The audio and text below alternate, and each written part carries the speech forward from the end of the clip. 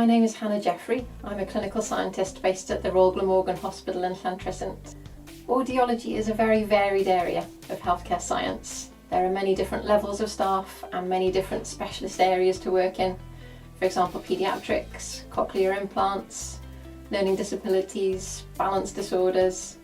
People can choose the role that they feel most comfortable working in.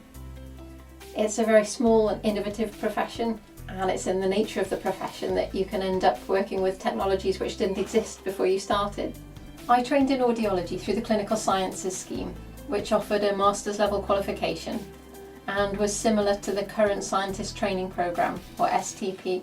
Other routes of entry into audiology include undergraduate degrees or practitioner training programmes.